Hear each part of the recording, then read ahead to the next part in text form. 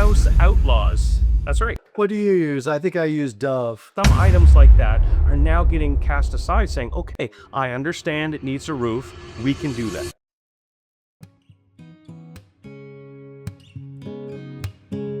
Hi, I'm Tim Somerville. And I'm Michael Dempsey, thanking you again for joining us for another great episode of Off the Market with Team Somerville. So, Mother's Day just went by. Just flew by. I know. So, do anything for Heidi or what? Yes, of course. So Elizabeth, of course, made her something. I got her a nice little sweater, and just tried my best to actually leave her alone.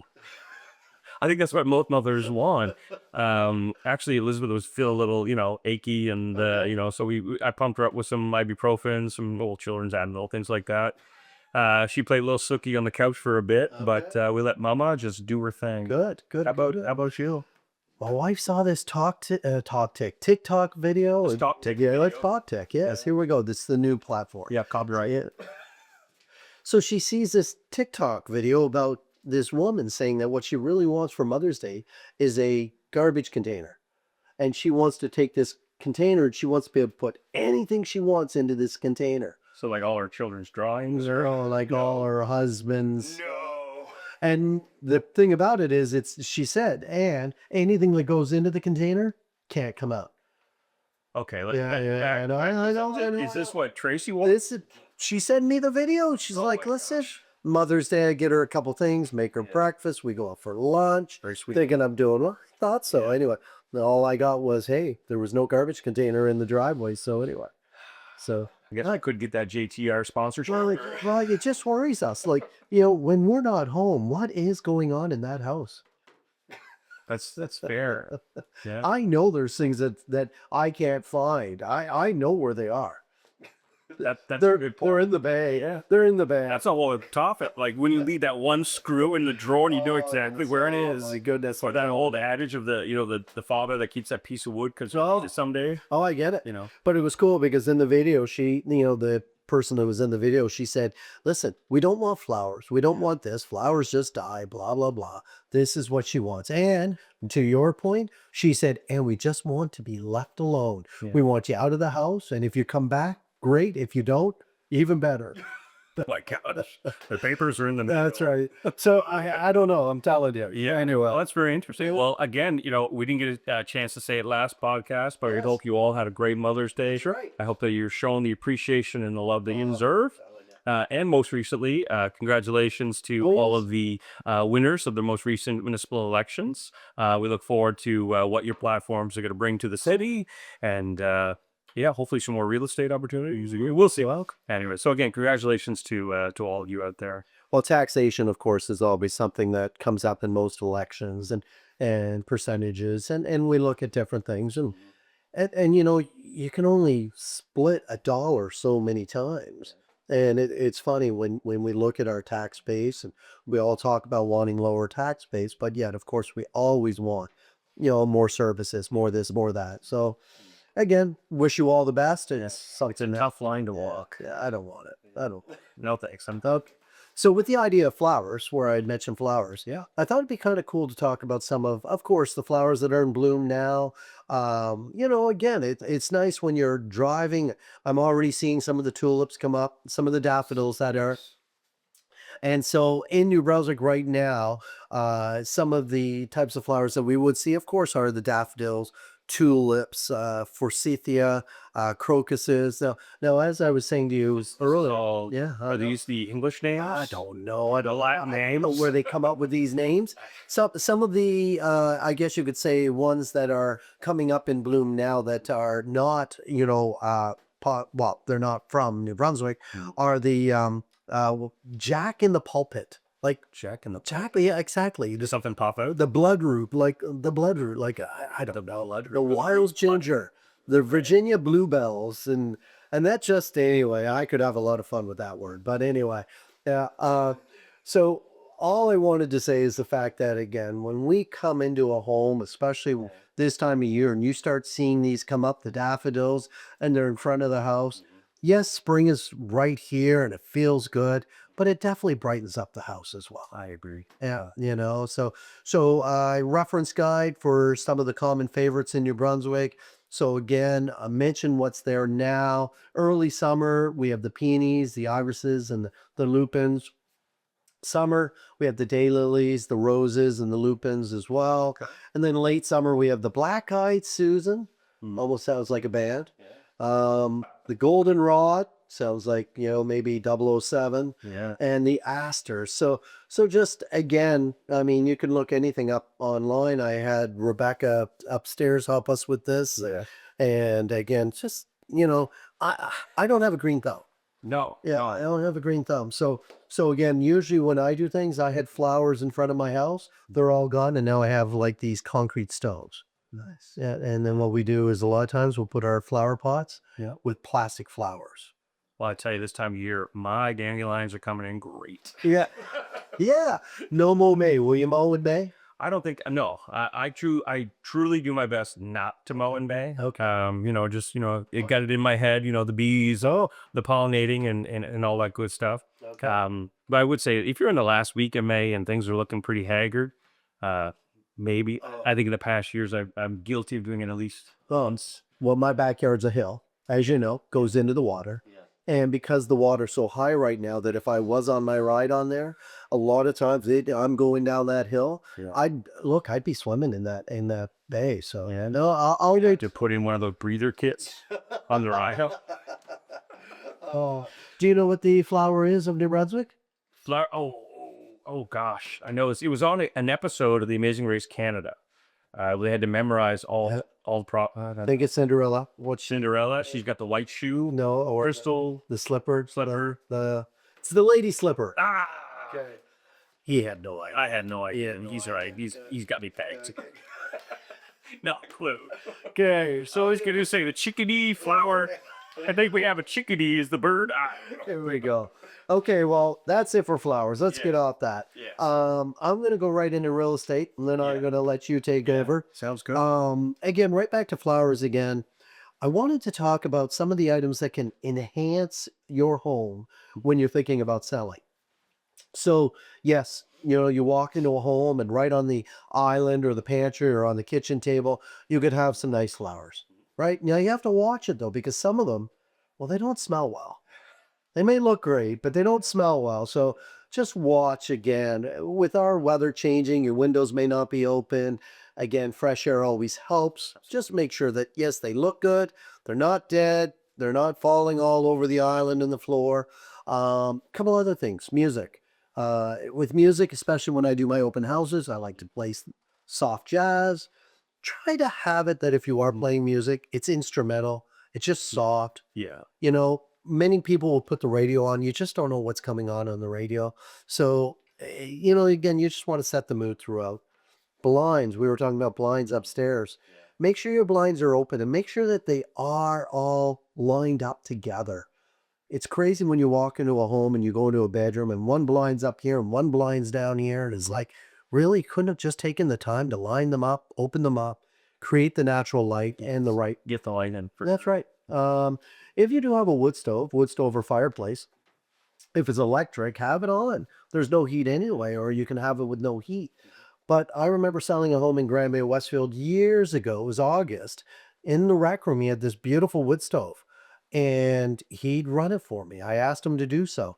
And the main reason was because at the end of the day, the wood stove, again, it really was the centerpiece of that rec room. Yeah. And so, I mean, don't get me wrong. He didn't have 7 big chunks of wood in there. He just had enough that, again, when you went down, it was beautiful. Sets the atmosphere, tells the buyer, hey, it works. Yeah, no, I agree. This time of year, watch for dust. And what I mean by that is, yes, on tables on here, but look up top. You would be surprised how many bathroom vents and air exchanger ducts, that have dust caked right on it. Take them down, wash them up. Okay, it just goes to show that, again, hey, you're taking care of that.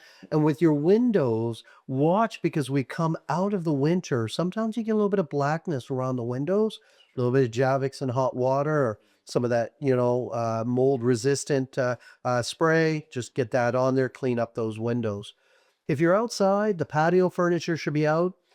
The barbecue should not have its cover on it. Have the barbecue looking like a barbecue. doesn't look like, it's ready to be wrapped up for the winter. Cut the grass. We were just talking about that. Get ready for that. And one other thing I'll mention is that we do it from time to time. We ask our clients, feel free to come up with a welcome to the address document and make sure you have copies of them so that people can grab a copy after seeing your home. Now, we don't want you to say welcome to our home because hopefully it won't be your home much longer. Yeah. So if you live at 88 ABC Street, it should say welcome to 88 ABC Street. And then in bullet form, put some items that they may not be able to see. So don't mention, hey, we have laminated hardwood floors, they're standing on them. Maybe put, hey, it's walking distance to this. Maybe talk about one of your neighbors if they're really good.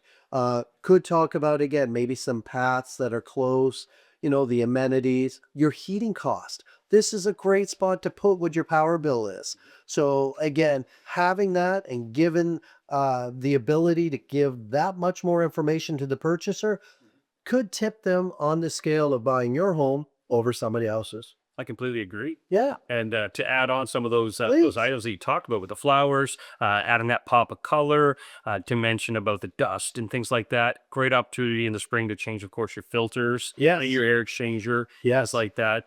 But I also wanted to mention little things like wiping down the baseboards and wiping down the light switches. Oh, I agree. Make a world of difference. You don't realize like how grimy or dirty they can get and things like that. And yeah, great. Just all those little things really add up. It can really show Yep. your home very well. Most windows now are single hung windows. So that means you can usually open them up from the inside, give them a good wipe, get a little bit of vinegar and water, or just some vinegar and wipe them down. Or, of course, if you have the glass cleaner, and make sure it's clean. It's this time of year that, again, I know everybody is getting ready and doing their spring cleanups and so forth, but sometimes it's the small items that really make a difference. Absolutely. Couldn't agree more. So, what you got for me? Well, I wanted to talk about a shift that we've been seeing in the market for quite some time now. Now, we all know that the St. John market has still been, going really strong. Yes, we've had the odd property with, 8, 10 plus offers, things like that. When you get into a certain price point, it becomes very competitive. Okay. We know that. We've been stating that. It's been tough, but with great realtors, we help you navigate through. That's right. One shift we've seen is a lot of focus on some people saying, I can't buy exactly what I'm looking for, so I'm willing to bend a little and I'm going to spend a little less. Like I'm going to look for something that needs a bit of work. Okay. So yeah, it's going to vary and we'll discuss that. Yeah. So they're looking at something that needs a little bit of fixing up. So hypothetically, and again, I'm just going to use easy numbers. The first number I throw out, it may not be doable, but let's say you found something that needs a ton of work for 100,000. Okay. And again, like you've got some good investors that Yep. looked at something like that. If they were able to buy something at 100,000 and they had to put $100,000 into it just to make it livable again, in today's market, Tim could probably turn around and sell it for 350. Yeah. Again, this all depends on the type of work that's in the countertop, the little things that kind of add up here a while. But we're starting to see people buy a little bit less, knowing that, okay, the only really big thing that's wrong with this is the roof.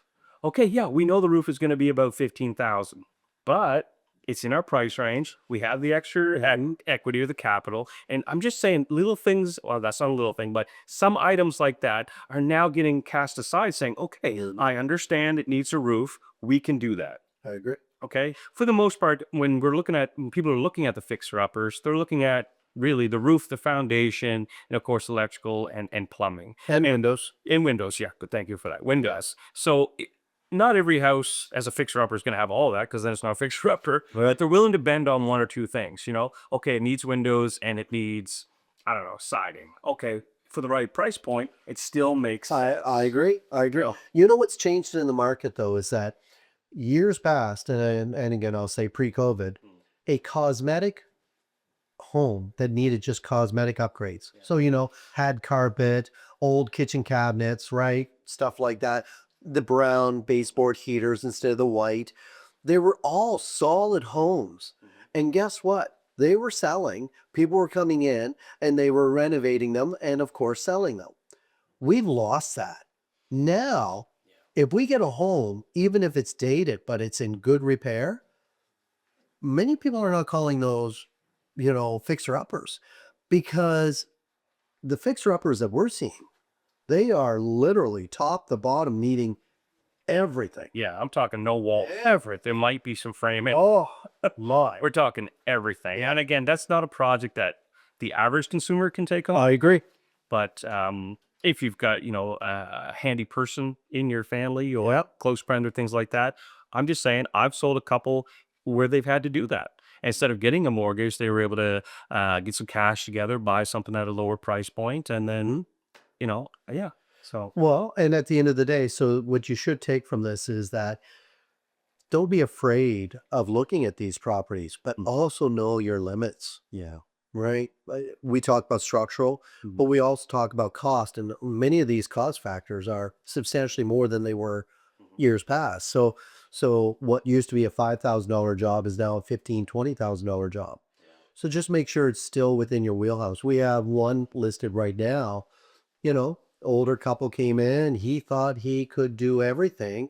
And the work that he's done, even though has made the home more solid for the person walking in off the street, they look at this, they think it's worse than it was. It's hard for them to see the vision. True. It's always hard to see another person's, True. I agree. I agree. and he's full of great ideas. It's just a lot of stuff has started, and we weren't able to they weren't able to complete a couple of them. Right. So they ran into some. Couple. Yeah. But, saying that, one rule that we do like to tell anybody that is doing renovations or they're building is always think of the next person buying your home. Now, you may say this is going to be your forever home. And listen, we hope it will be. Well, not really, because we want you to sell every 2 years. But anyway, but you have to be thinking about the next buyer for your home, even if you don't think you're going to sell. Why? It just allows your home to have the ability that if ever anything happened, the ability to sell, of course, is there. And we're not saying change the whole dynamic of the home. No. We're just trying to say, keep that in the back of your mind. Thinking about building a 4-bedroom home with 1 bedroom up and 3 bedrooms down with 1 bathroom because that's all you need. You know what? You may be thinking about, okay, do we have room for a 2nd bedroom on the main floor? How about that 2nd bathroom? So just keep those things in mind as well. And I know Tim also mentioned pre-podcast. You talked about too much neutrality, too much neutral colors and things like that. That sterile feel. Yeah. Yeah. So there's nothing wrong with a pop of color and things like that. And again, like we've been in a lot of homes where we have purple walls and people are like, oh gosh, that's terrible. And it's like, you're not buying it for the paint. No, well, paint you can fix. Well, but it does certainly help to have a good mix of colors. 100%. But don't go too neutral, I think was your point. Yeah. When everything's just white, it's like, where's the surgery? Yeah, no, and it just because it takes away, believe it or not, you're already priming and painting it. So if you just put a little bit of color to the wall, or again, like I said, on the island and on the kitchen table, all it does is it brings life to the house.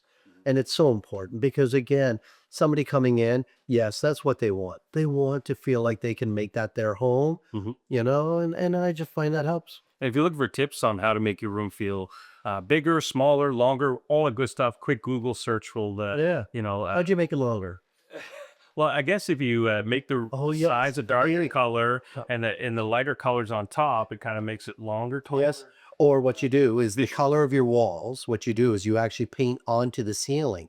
So instead of having moldings, what you do is if you have a light beige on the walls, bring the beige up onto the ceiling. And what it does is it expands your walls. So yeah, I guess you could make it longer. Well, I know I've seen memes, TikToks, if you will, talk ticks. What you call ticks? Ticks. Yeah. Well, you know what? I'm going to switch it over to another segment. This is a new segment. We're in the news. It's called In Today's News. So today's news. So it's an opportunity to share. Distrust there. It's an opportunity to share. He wished there was coffee. It's an opportunity to share today's top stories. I know Tim had a very busy weekend. I'm sure you all did Mother's Day, and I'm sure you're worried about who to vote for in your by-election.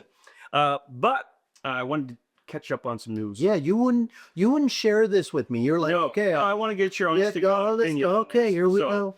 If you haven't been paying attention, the first American Pope, Leo the 13th, has sparked global attention for wearing Nike sneakers in a scene featured in a documentary.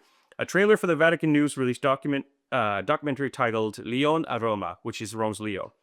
commemorating the Pope's first anniversary in office, and it shows him wearing black Nike sneakers with a prominent swoosh logo. When asked why he wore such comfortable footwear, he stated the Lord told him just to do it. Recently in BC, there's a case of outhouse outlaws. That's right, a group of outhouse outlaws is baffling locals as 3 backcountry toilets have recently been burned to the ground. A spokesperson from the RCMP stated cops have nothing to go on. Barely a break-in. Security footage in Tennessee captured a hungry bear's failed attempt to break into a local bakery specifically to steal cinnamon buns. When questioned about the incident, the bear replied, "And I would have gotten away with it too if it weren't for you meddling kids." Scooby-Doo reference. Okay. Our top story, of course, is hair-raising strength. A performer in Mexico just set a record by lifting over 166 pounds using only her hair. She was later disqualified for using her head and shoulders. That's all the time we have in today's news. I appreciate it. What do you use? I think I use Dove. I actually use Head and Shoulders. Do you? Oh my. Yeah. I'm So, not worried with the amount of hair on your head. Oh, I know there's not a whole lot there. But that was a special little shout out to what I would hope to have been my good friend Norm Macdonald. Yes. God bless his soul. I hope you enjoyed that. I don't know what to say. Well, I didn't prepare for the aftermath. no. Okay. And that was a one and done on the in today's news. Yeah, it's in my contract. I get one foolish segment a year. Is that really? I just used it up. So let's. I'll be back from that. Okay. So here's what we will tell you. Right now, Michael and I would want you to know that the market is extremely strong. Why we believe that is because, again, it's springtime. And so what we want you to do is if you have any questions about the market, you can always reach out to Team Somerville. We'd love to help you with either buying or selling or any questions you may have. One thing we will tell you that if you're thinking about waiting, the inventory right now, Very, very low. yeah, and prices, They're actually pretty steady. yeah, 350 range. Yes. That's average. And we're still getting into multiple offers. We had 3 or 4 last week that were all multiple offers. Had one on Friday. My clients got it, which was great. Multiple offers. So I understand that there's a lot of talk, about the market, where it is. Should we be waiting? What do you think? We believe that the best time to do it is now. You could wait 6 months, you could wait 1 year, but now you're spending more money on rent over that time frame. The prices, I don't think will go up a lot. I think they'll stay where they are. But one thing we will tell you is that because the inventory is where it is, it may allow you to get just a little bit more for your home now. And yes, you may say, well, does that mean we're going to have to pay more? What we're finding is because where the inventory is, and with us as your realtor, we still feel very confident that you come out ahead. So, Michael, the big thing about fixer-uppers, I find, is that years gone by, we were buying fixer-uppers anywhere between $15,000 to about $35,000 a door when you're looking at your multifamilies in particular. Now, of course, the average is still hovering where? 75 to 100. Yeah, at least. At least. So you have to remember that you can't overbuy and overspend once you have it. What's important to note, though, is what you're getting for a rent as well. So what many people do with these fixer-uppers is once they have them fixed up, they're not selling them. When they're selling them is once they have it rented out. Because once you have it rented out, now you have numbers that you can promote to those buyers. So now you've taken a building for maybe, $45,000, $50,000 a door. You've put quite a bit into it. It's a 4-unit. You've put $200,000 into this. But again, you think about it, now you're in it for about $360,000. But the value is probably, just like you said beforehand, probably in the 5, so not a bad rate of return. But once you get rented out, if your numbers are proper, then guess what? The buyers that are out there will definitely see value. Now, we don't always recommend that on single families. And why is because the Landlord Tenants Act and the Rentalsman, of course, if there's a tenant in a newly renovated single family, what's it like to get somebody out? Impossible. Yeah, it is. And, there are some rules that we would love to see change. And it's funny, we'll bring this right back into election time. It'd be great if some of the counselors understood the concerns we have of selling a single family home with a tenant, right? The rule states that notice can only be given to the tenant to vacate so long as the owner is going to move into that property. Now, there are a couple other reasons, but on this one instance, so what happens is if I'm buying Michael's house with a tenant in it, Michael cannot give notice because he's not moving into it. And I can't give notice until it officially closes. Now, we have issues with this when it comes to the banks because the banks are thinking you're moving in on closing. So it's something that, again, it's like the chicken and the egg scenario. I really wish that banks and, would allow people that are buying a property that is tenant occupied to be able to write a document that states that, yes, we do plan on moving in, and that the rentalsman would allow notice to be given to that tenant from the current owner. Yeah. There's a lot of hoops to jump through. I know we've had to recently been through that, in which the person actually had to go through a B lender and had to get all kinds of paperwork stating that, yes, once I take possession, I legally have to give that person 90 days to vacate, and on the 91st day, I'm moving in. Right. And so it was doable, but I'm just like Tim said, like it's not easy. No. And we understand. We want to make sure that there is, of course, some security for the tenants. But when it comes to single family homes, at the end of the day, yes, the tenant should have rights, but I honestly believe the person that owns that home, that has decided to sell that home, has to understand that, again, they should have some rights as well when it comes to this.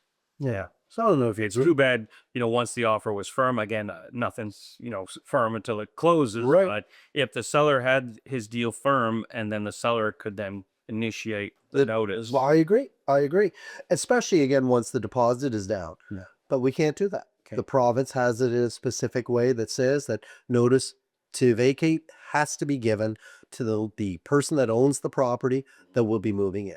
And so anyway, and there are other ways to, of course, evict a tenant, but very few. And what we would say is, again, when we look at fixing up a home, that is one of the ways that can be done. But there are rules out there that if you do fix up a home, that tenant should have the right to move back in. And so we have to watch that as well. Yeah. So anyway, now I'll ask you, springtime, you doing any major projects at the house?